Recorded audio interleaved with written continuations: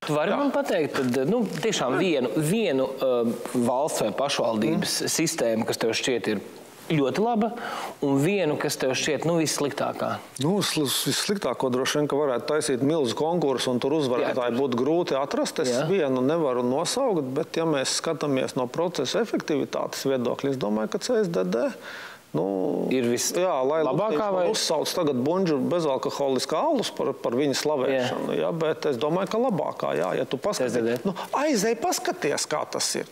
Viņi māk tev e-pastus atsūtīt ar brīdinājumiem, viņi tev māk saprotam tābuliņu, ka tev ir jauna bauda uzlikta, ka tikko jaunu tu esi soda punktu dabūjis vai tev ir jāsamaksā.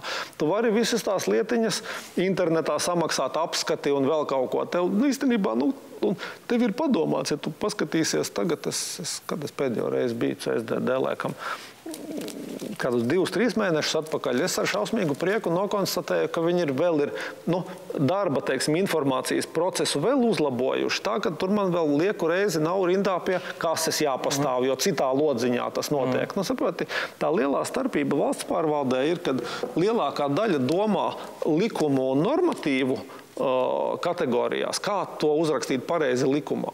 Savukārt CSDD domā tā cilvēka, kas grib pārdot vai nopirkt mašīnu kategorijās. Iesim, mīļais, kopā tagad pa tiem lodziņiem. Kā tas izskatīsies? Pildīsim to anketiņu kopā. Ja?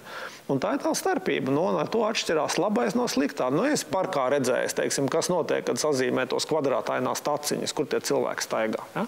Viņam pa diagonāli, viņam staigā tur, kur viņam tas acu lauks ir. Ja? Vai aplikācija, kuru tu pērc? To, kur tev katru reizi instrukcija jālasa, kā tur ar viņu darboties, jeb to, ar ko tu vari intuitīvi darboties. Un, valsts pārvalde pie mums šo te nav, lielākā daļā pasaules valsts pārvalde ar šo te slimo. Ja? Mēs neesam vientuļi šeit. Ja? Bet tas ar to atšķirās labs no slikta, kad tad labā tas radītājs padomājas par to cilvēku, kā tad viņš to lietos. Ja? Un tas ir sevišķi ir šobrīd tā šausmīgā starpība. Ja? Ir ar visu to sociālo tīklu rašanās, ar apu rašanos un visu to lietu, kur tev ir, tas, parādi tu man kaut vienu. Īstenībā tas pat, man liekas, CSDD arī jēdzīgs nav, ja? Bet vēl pagaidām, droši vien. Bet, laikam tiešām nav. Kad tu parādi kaut vienu valsts pārvaldes institūciju, kurā tas process ir, forši aplikācijā uztaisīts, kādā no mobilajām ierīcēm, es nevarētu nosaukt. Ja? Ir kaut kādi mēģinājumi, kaut kas, ja? Bet kaut kas, ja, normāli tas process nav novadīts.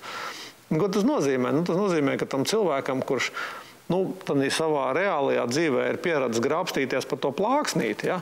Pēkšņi iedod kaut kādu tur, 15 gadus vecu interfeisu, kas tur labi strādā tikai tur 19-colīgā ekrānā, vai ne? Jo tikko viņš ir mazāks, tu to šriftu neredzi, vai ne? Jā. Tā ir tā starpība, ar to tas labs atšķiras no slikta. Un es domāju, ka tā ir tā nelaime, kad kopumā, ja tu būvē jēdzīgu sistēmu, tad valstī ir jāiedod noteikumi. Ja? Valstī jādod, šādi būs spēles noteikumi. Biznesa to uztaisa.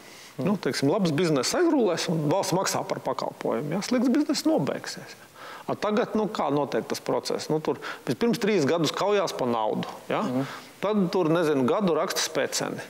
Tad 3 gadus tenderē, ja? Un tad vēl 3 gadus programmē. Kas nozīmē, ka tas gala produkts, kas ir vecmodīgs, ir plānots 10 gadus atpakaļ. Viņš nevar būt moderns. Tā ir tā nelaime. Ja?